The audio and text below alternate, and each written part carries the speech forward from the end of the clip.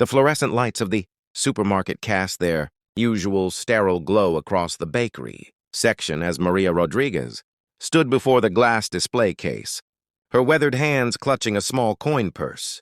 Her voice barely rose, above a whisper when she asked the question.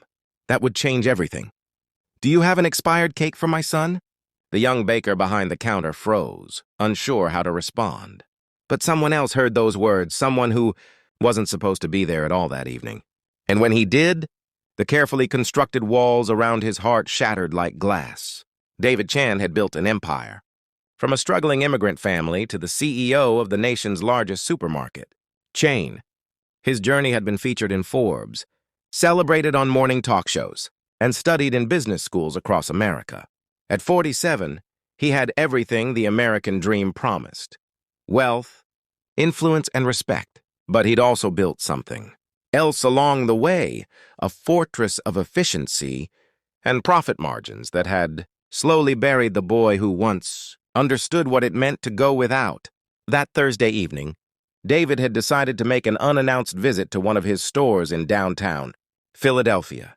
His corporate team hated these surprise inspections, but he believed you couldn't truly understand your business from a corner, office 40 floors up. He'd walked through the aisles in casual clothes, observing, noting, calculating. Everything seemed to be running according to protocol until he passed by the bakery section and heard that question. "Do you have an expired cake for my son?" Maria's face burned with shame as she asked. Her English was heavily accented, each word carefully chosen.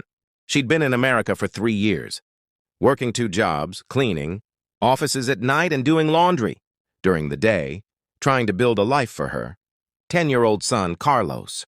Tomorrow was his birthday. She'd promised him a cake, the way she'd promised him so many things that she couldn't always deliver. The baker, a college student named Emma, looked uncomfortable. "Ma'am, I'm not sure if we're allowed to do that. The expired items usually get thrown out or processed for—" "Please," Maria interrupted softly, her eyes glistening. "Tomorrow is his birthday. I have $3.27. I can pay. Not for new cake, I know. But expired. It's still good, yes? Just 1 day old?" David stood frozen in the adjacent aisle, pretending to examine cereal boxes while his heart hammered in his chest. The supermarket disappeared around him, and suddenly he was 8 years old again, standing in a similar store with his mother in San Francisco's Chinatown. She'd asked the fishmonger for scraps. "Just the parts you throw away," she'd said in broken English. "I can make soup." Emma's voice brought him back to the present. Let me check with my manager." "No, wait." David stepped around the corner before he could stop himself. Both women looked at him, this ordinary-looking man in jeans and a simple jacket. "I couldn't help but overhear." He turned to Emma, his voice steady despite the emotion threatening to crack it. "What cakes do we have available? Show me everything." Emma blinked, confused by his authoritative tone. Something about the way he spoke made her comply. She gestured to the display case. "We have chocolate fudge, vanilla celebration, red velvet, and a few custom designs that weren't picked up." David looked at Maria. "Which one would your son like?" Maria shook her head quickly, backing away slightly. No, I just need expired one." "Tomorrow they expire, yes?" "I can wait." "I come back tomorrow evening." "Which one would he like?" David repeated gently. Tears spilled down Maria's cheeks. "Sir, I cannot afford." "I have only—" "The chocolate fudge," a small voice said. Everyone turned. A boy had appeared beside Maria, wearing a jacket 2 sizes too big and sneakers with holes near the toes. He must have been waiting outside. Carlos looked at the elaborate chocolate cake with wonder, like he was gazing at something from another world. "Mama, the chocolate one has a soccer ball on it." Maria placed her hand on Carlos's shoulder, speaking rapidly in Spanish, trying to pull him away. But David knelt down, bringing himself to the boy's eye level. "You like soccer?" he asked. Carlos nodded shyly. "I play at school at recess. We don't have real balls, so we use, how you say, bottle? A plastic bottle," David said, his throat tight. He'd done the same thing as a child, kicking crushed cans in alleyways because a real soccer ball was an impossible luxury. He stood up and turned to Emma. "I need you to box up that chocolate cake." "The one with the soccer ball?" "Actually, no. I need something better." He pulled out his phone, his fingers moving quickly. I need you to make a custom cake. I need it ready by tomorrow morning at 9 a.m. 2 tiers. Chocolate fudge with Happy Birthday Carlos written on it. And I need a design, a soccer field with... He looked at Carlos. What's your favorite team? Carlos's eyes went wide. Barcelona? He whispered. Barcelona colors and logo. Can you do that? Emma stared at him, then at her computer screen. Sir, a custom order like that costs... I don't care what it costs. Can you do it? I think so, but I need manager approval for... David pulled out his wallet, extracting a business card that he handed to Emma. When she read it, her face went pale. The card read, David Chen, Chief Executive Officer. I'm giving you manager approval, he said quietly. And I'm going to add something else to this order. He turned back to Maria, who was shaking her head vigorously, trying to refuse. Sir, this is too much. I cannot accept... Do you know why I'm doing this? David's voice cracked, and he didn't try to hide it anymore. 39 years ago, my mother stood in a store like this one and asked for fish scraps because she couldn't afford to buy dinner. A man heard her. He owned a restaurant nearby. He didn't just give her the scraps, he packed up a full meal. He said no child should go hungry because of money. My mother cried just like you're crying now. And you know what that meal meant? It wasn't just the food. It was the message that someone saw us, that someone cared, that we mattered. Tears were streaming down Maria's face, and Emma was crying too now. Even a few customers who had gathered were wiping their eyes.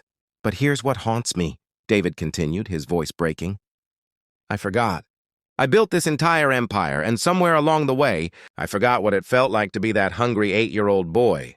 I forgot what it meant when my mother had to ask for expired food, for scraps, for anything that might help us survive another day. I created policies about waste management and profit optimization, and I forgot about people like you, people like my mother, people like me.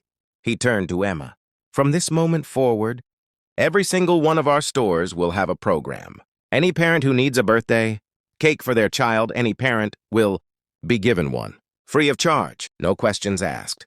No shame, no expired cakes. Fresh, beautiful cakes. And we're going to expand that to other basic necessities. I don't care about the cost. We're going to remember why we're really here. Maria couldn't speak. She pulled Carlos close to her, both of them crying. David placed a hand on her shoulder. Tomorrow you come get that cake at 9 a.m. It's already paid for. And there's one more thing. He pulled out his phone again. I'm going to give you my assistant's number. We're hiring for several positions, day shifts with benefits. I can't promise anything, but if you're interested, we'll find something that works with your schedule. As David walked out of that supermarket an hour later, after ensuring every detail was arranged, after speaking with Maria and Carlos until they finally believed this was real, he sat in his car and wept. He wept for his mother, who had passed 5 years ago. He wept for the boy he'd been and the man he'd become. He wept for all. The Maria Rodriguezes of the world, whose quiet desperation went unheard in the busy machinery of commerce. But he also smiled through his tears because he'd remembered something essential. Success isn't measured in quarterly profits or market share. It's measured in moments of human connection, in the dignity we grant each other, in our willingness to see each other struggle and respond with compassion. The next morning, Carlos celebrated his birthday with the most beautiful cake he'd ever seen. But the real gift wasn't the cake. It was the knowledge that he'd been seen, that he mattered. That kindness still existed in unexpected places, and David Chen kept his promise. Within 6 months, every store in his chain had implemented the program. Thousands of families received birthday cakes. Thousands more received help they never expected. The company's profits didn't suffer, they soared. Because customers began to understand that they were shopping at a place that valued humanity over the bottom line. Sometimes it takes a simple question from a desperate mother to remind us what really matters. Sometimes it takes one moment of vulnerability to break down the walls we've built around our hearts. And sometimes the most powerful thing a CEO can do isn't make another $1 million. It's remember what it felt like to have nothing and ensure that no one else has to feel invisible in their need.